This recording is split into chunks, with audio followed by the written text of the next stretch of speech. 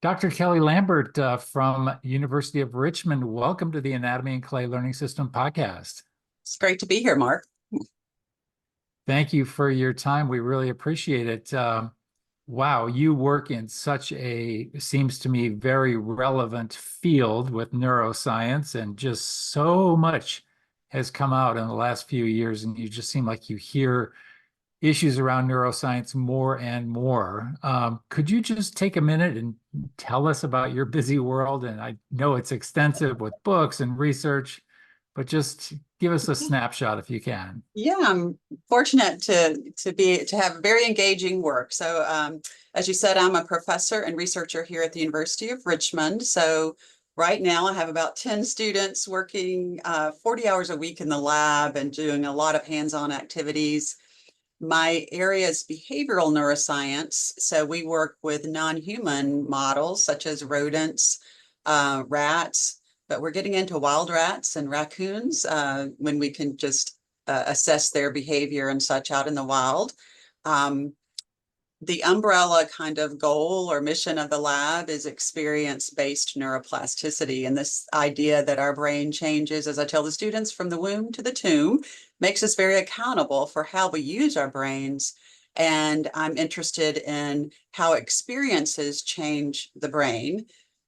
Drugs are important. They have their place, the pharmaceuticals, but we're interested in psychiatric illnesses, and we haven't done a great job in my field from the animal work to the human work, being able to cure psychiatric illness. I haven't read of a cure for depression. We do have treatments. They help some people, not others. So I introduced the term behaviorseuticals to suggest and maybe elevate the idea that we can change neurochemistry and neurophysiology through intentional movement and actions and engagement. Doesn't mean that we don't need to tap in and use other research types of treatments, such as pharmaceuticals and such, but we're focusing on how can we change the brain in productive, healthy ways through experiences. So I have a bad habit of writing books on the side, like Lifting Depression, Lab Rat Chronicles, Well Grounded. I just finished the manuscript for Wild Brains. I think we can learn a lot from the animals outside of the laboratory where I've spent a lot of time. So I'm embracing that. And also some textbooks, neuroscience textbooks. So I'm very much into teaching and research, doing research and sharing these stories with the public.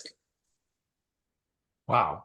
Is it fair to say, based on that, that perhaps in the future, or maybe in your dream world, that at some point we really understand every aspect of how it functions, like a less perhaps complicated organ, like maybe the liver or something, where we just understand every element that goes into the brain and how to treat various aspects? We can more easily diagnose what's going on and more easily understand what the right remedies might be. Does that make sense? That's a great question, and everything's relative. So I don't think we'll ever understand the brain to the extent that we even understand the heart or another organ. But we certainly have a long way to go to learn more. And the more we learn, the more we can make informed decisions about what does it mean to take a drug that crosses this security system called the blood-brain barrier and gets into our brain. Is it only impactful while it's in the brain, or does the brain start to change in response to taking that drug so that you have long-term effects? So as we learn more about how all of these different therapies and experiences can change the brain, it'll allow us to make more informed decisions about not only how to treat a brain that is already experiencing some challenges, but more importantly, how do we engage in preventative health brain activities so we don't reach the point of having a psychotic episode or age-related dementia? Because more and more we're not talking about extending our lifespan, but extending our health span so that our bodies and brains are healthy until the day we die. It's great if that is longer, but I don't think any of us want to exist with just a body with our brain not being active. So we have a long way to go. And one thing that makes it more complicated and wonderfully interesting about the brain is there's so many individual differences. I think We try to do a one size fits all for education, for treatment, for raising kids, and nothing else in life. Our taste preferences, social preferences, they're all different. So each of our brains, and in my book, Well Grounded, I really make that point that our brains are the product of our experiences, and our brains are collecting these experiences so that when we have a new challenge, it has this bank of experiences to draw upon. And we call that affordances. So the more, or James Gibson, a psychologist in the 1960s, did. So the more experiences a child has with play, with crafts, with changing the environment, with problem solving, with social interactions, when that child is in a new, or person, adult, is in a new situation and they haven't been specifically trained for that situation, the brain can draw upon its past experiences to predict and make intentional decisions about the best way forward. And that could be safer decisions and more productive decisions. So our experiences are the fuel. It's the fuel of our brain. Oxygen, glucose, yeah, that's important, but the experiences are really driving this very fancy organ that is, it's only 2% of our body weight, but consumes 20% of our energy. So our body, nature has invested a lot in this brain, more than any other organ. So we're slowly learning what makes it tick. But I think we've been a little bit condescending in some of our treatments, thinking we can just dump something in and it will fix everything. It is very much a multifaceted approach with the brain. Wow. Wow, that's fascinating. The whole term neurodivergent it seems to have reached the general population, I would say, in the last few years, maybe longer than that. And perhaps that's a term that you scientists have been using for a long time. It's sort of interesting that it's entered the conversation, that people self-identify and say, I am neurodivergent. What does that exactly mean to you? And what does that term mean? How should we understand that term? Oh, that's an interesting question that I think that we're starting to embrace and understand. When I mentioned this one size fits all and individual differences, I think the conversation about neurodivergent abilities, brains, falls into this idea that just because a brain is different doesn't mean that it's less able or less valuable in any way.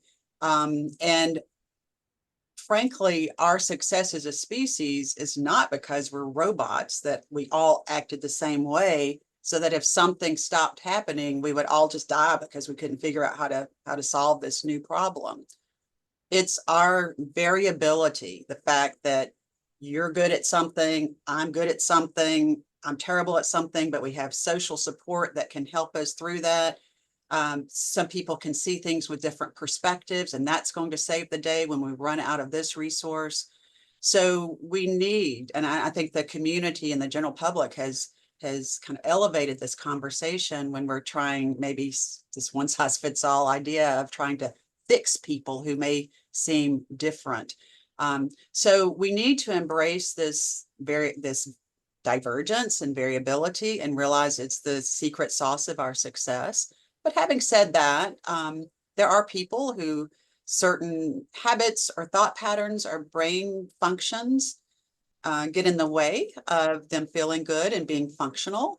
And that's where, through treatment, when I talk about treatments, it's being able to look at this individual and say, how can we get you to a point where you're functional and you're independent and you have autonomy and efficacy and all of these things. So that's probably going to be different for different cases, but we have to be careful. And you may be, I know with the autism spectrum disorders or conditions, sometimes I don't even like calling anything a disorder, it's condition.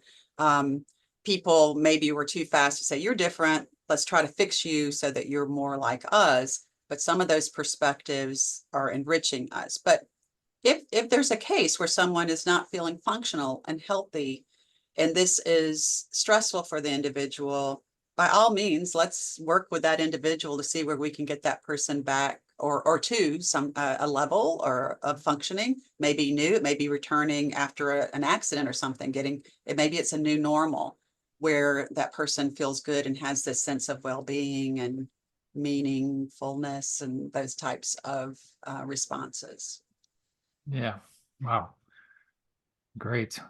I'm really interested in one thing you've mentioned a couple of times in that is the observing animals in the wild. Mhm. How does that exactly work? I think we can all imagine lab studies. How Mhm. does that work when you go out in the field? Yeah, so Mark, there's a reason why no one's really doing well. The neuroscientists are staying away from the wild. But I've just really become, the older I get, the more of a rebel I get, and the more I feel comfortable to question what I've done in the past and what I've been told to do in the past. So I am very much, when I criticize just the exclusive laboratory research, I'm pointing the finger to me because I still am doing laboratory research, and it has its value because we have a lot of control, and science is about controlling all the variables except the one that you're manipulating. So if I want to test the effects of a certain diet on cognitive ability, I keep everything the same. I have genetic clones of selectively bred rats. The only thing I change is the diet. But that's not the real world. If we're going to translate Right. to humans, do we even have two things that are the same? Age, genetics, diet, preferences, lifestyle, illnesses, family. So I started to question just how much can we learn about a brain that responds to a changing environment. That's part of its success. So it can keep learning if things change, so we can continue to survive, all animals. So if we keep it in this very controlled shoebox size, featureless cage, how much change can happen in that brain?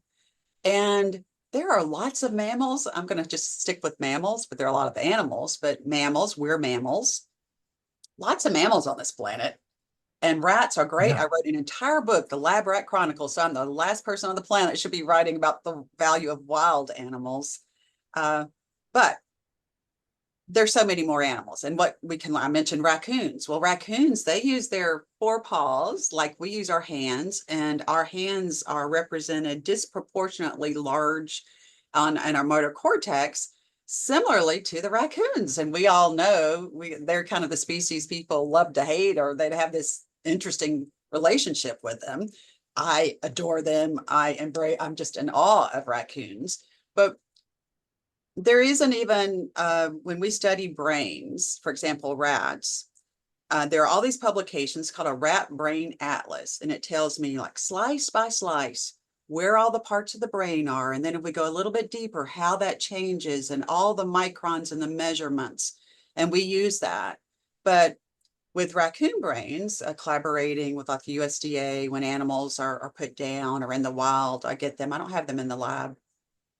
There's not a raccoon brain atlas. There's some pictures from Germany from 50 years ago that are mimeographed that I can barely see. So it's just, we just have ignored so many valuable brains. We do have atlases for other animals, but I think that I call the raccoon our North American primate.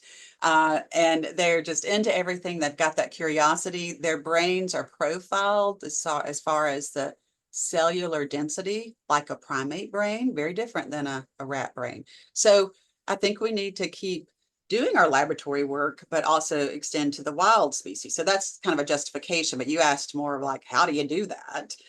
Yeah, how? And that's very difficult. My university's like, Kelly, can't you just stay in the lab? Because it's hard to get these approvals. But right now I have a wonderful colleague, Jonathan Richardson, in the biology department here at the University of Richmond, and he is really good at outsmarting and trapping wild rat. They're hard to trap. You may have heard when you call pest control people, they're bait shy, so they're on to, I'm not getting in there. They're very cautious, more cautious than I am about some yummy food there. I'm going to eat it up and not be suspicious, but they are very suspicious. So we trap them. Right now we're looking at city rats, urban rats, and we bring them to campus. We have a little makeshift lab out in the woods. We can't bring them inside because of pathogens and stuff, and we suit up and we extract brains, and now we have a place to keep them in outside for a little bit and then look at their behavior. They're very different than lab animals, very different, even though they're the same species. But there are a lot of scientists out there doing some wonderful field work. You just have less control, and maybe you're following the animals. A year and a half or so ago, I went to Madagascar to study Wow. little mouse lemurs. And the mouse lemur is the smallest primate on the planet, literally the size of a small rat or a big mouse. And they're primates. So they live longer than the rodents, and their brains are organized more like a primate. And we were trapping them and then putting them, I called it our research Airbnb, just this wonderful facility outside, and they could hear the waterfall in Madagascar. It's a place I would like to stay. And then we could just introduce some cognitive tasks. So it was non-invasive, just behavioral work. But so you have to be creative to get out there to their world and not disrupt it, and kind of introduce kind of little pop-up testing, and then working with people so that when animals naturally die or they have to be put down, I like to get those brains and look post-mortem, kind of like CSI of brains, and see what secrets some of these wild animals have that are, they're putting up with or navigating so many stressors out in the real world. Like rats in the wild, it's claimed that they don't live past about 6 months because there's poison, there's predators. It's so stressful, and their stress hormones are so high. But I think there's some things, some little gems that we can learn from the wild animals. And it brings up the question that I presented in the book. What are we?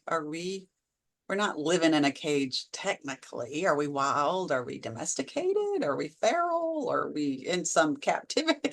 It's interesting to think about that. And I know there are reality shows like Survivor where you're dropped somewhere, and that's not even like true, surviving in the wilderness. And we seem to be quite resourceful, but what do we still have in us, the ghosts of our past, where we can survive? I question how long I would last, but it's an interesting question. Yeah. Oh boy. Yeah. And you compare that to, I mean, an adult male like me or an adult female like you. And 200 years ago, if you dropped us out in the wilderness, we would have a whole different set of skills. Just the average human being would know a lot more about Yes. interfacing with the world Yes. around them. But now we're just so closed in, most of us, and spend so much time indoors, we don't know how to, you know, catch I, a I catch think that a has to be limiting. anything. Yeah, I think it has to be limiting for the brain. When I think of my grandparents in Alabama, and they did all their gardening and made their clothes and still Right. worked and family and cooked everything, never went out. You're just so engaged, and we're just kind of tunneled. We're sitting in similar Yeah. environments here with books and inside and comfortable. Um, but my Yeah. Wi-Fi's out. I mean, honestly, ours went out at our house last night, and my husband and I were like, "Oh my gosh, we can't do this and this and this," and we don't have the Yeah. ability to repair it. We're it's all outsourced, so that's not great for our brains. Yeah. Yeah. Yeah.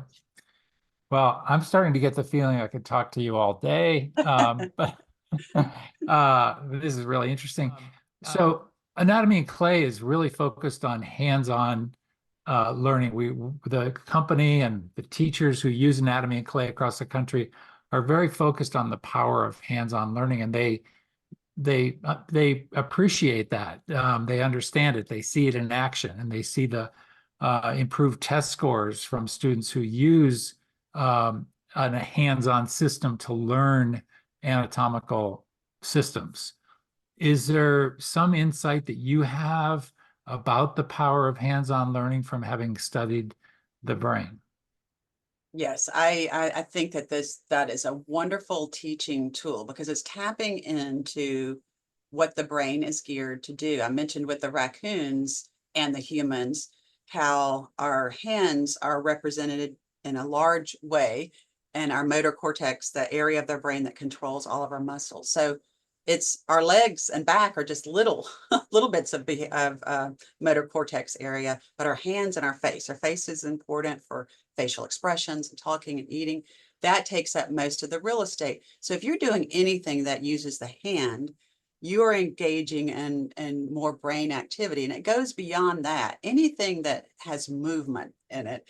So looking at the real estate of our brain, when I was writing Lifting Depression, I was like, what is going on? Why are we getting more depressed? And the sedentary lifestyle where we're not engaging with the environment in realistic, interactive ways could be contributing to that, based on if you look at the real estate of the entire brain. So there's this area of at the back of our brain called the cerebellum. And it means little brain, and we think that everything that's most important about our brain is in this frontal cortex that's involved in executive thinking, and that is indeed very important. Probably separates humans from every other animal. But in the cerebellum, for humans, about 78% of all of the neurons, a particular type of cell in the brain, are in that cerebellum, and it's involved in motor coordination, and some other things too, conscious awareness and maybe some simple learning. And then the big middle part of our brains called these basal ganglia, that's involved in kind of smoothing out our movement, and individuals with Parkinson's, diagnosed with Parkinson's disease, that basal ganglia, those structures are becoming compromised. So the big middle part of our brain, the big brain hanging off the back of our brain, and this motor cortex, all involved in movement. So anything you have that's in real-time movement, especially when it's using the hands, is going to be incredibly important. And the hands, one other benefit is that the left side of your brain controls the right side, your right hand, and vice versa. It's called contralateral control. So if you're using both hands, you're activating both the right and the left hemisphere in interesting ways. So it's so engaging for the brain. And then in the sense of behavioraceuticals, if they're constructing something that they're identifying with and feeling good about it and learning, that gives you this sense of control. And gaining a sense of control over a crazy environment that we live in is very helpful, and is a wonderful behaviorceutical to reduce the stress hormone levels.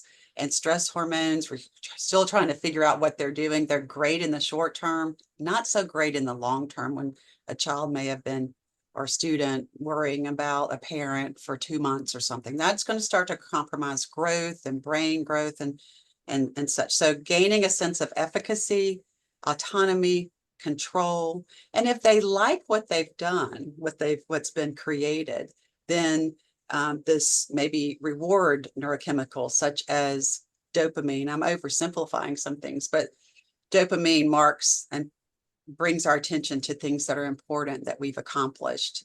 And when you accomplish one thing, it gives you the courage and the confidence to try to accomplish something else, because you're building those affordances that I mentioned before, that James Gibson talked about. So when presented with a new challenge or a new study challenge, like, well, I made a model last time, that helped, or did this and that helped, you've got an inventory to draw upon. So those are lots of boxes that are checked when you Yeah, engage in this active learning like that.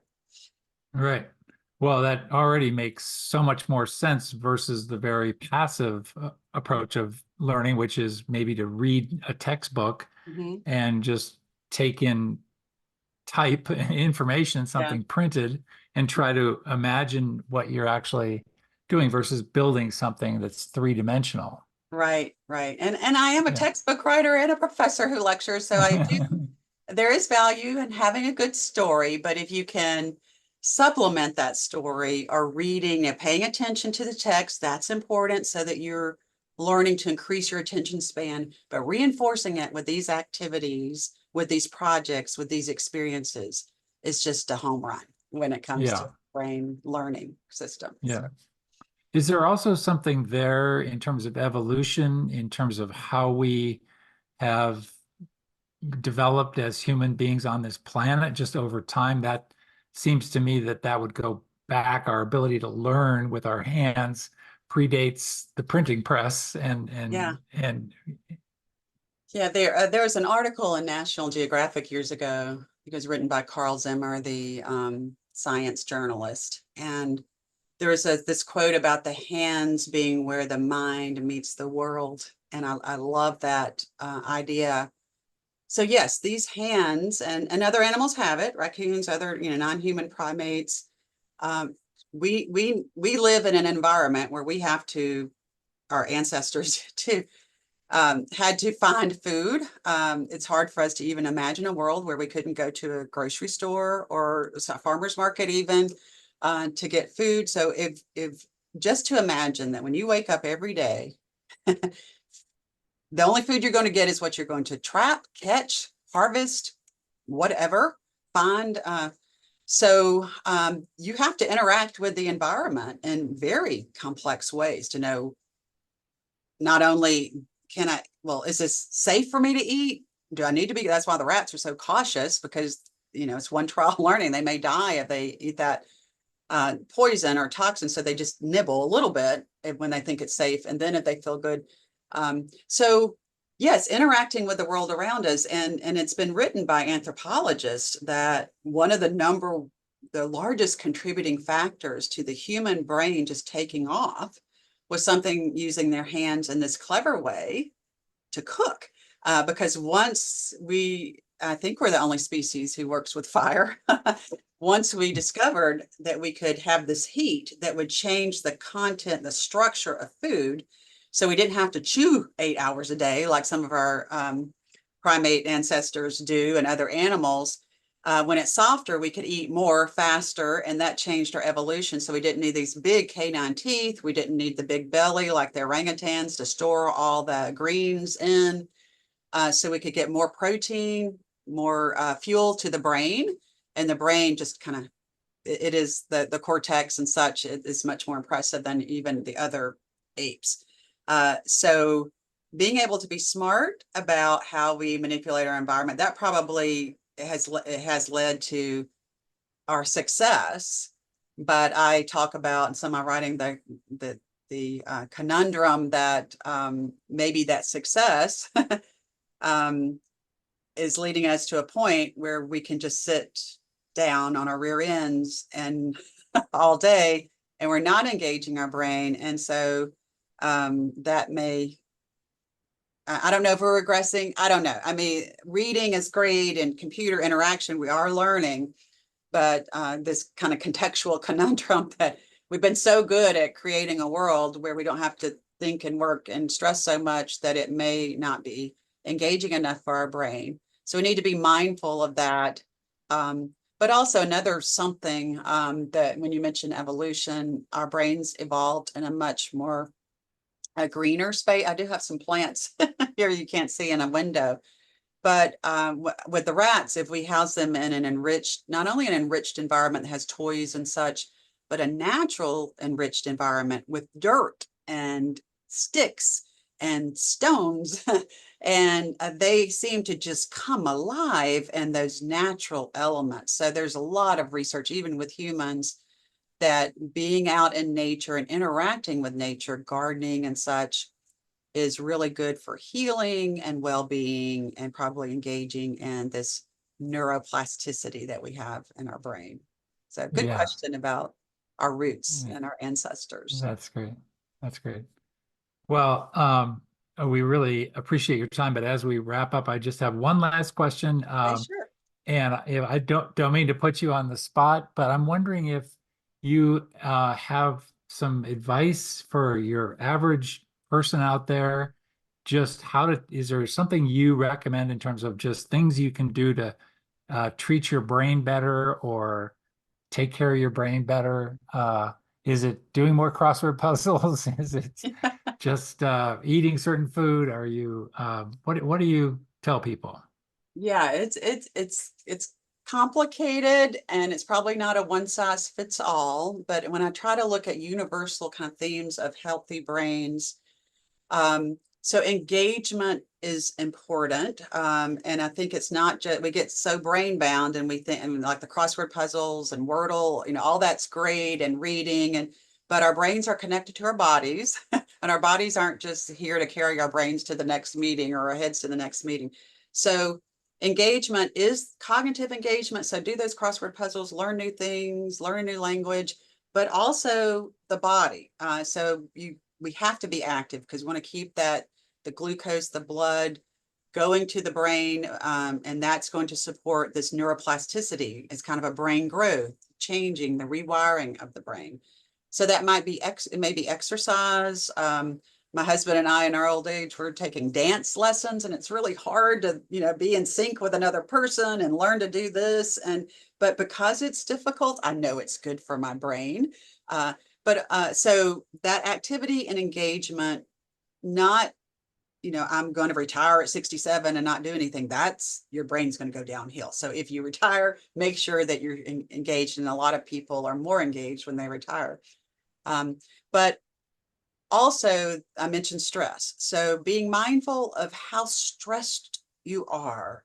And sometimes when we're so stressed, we can't think straight. And stress is good, and we should be tolerant of it in short doses, in the short term or small doses.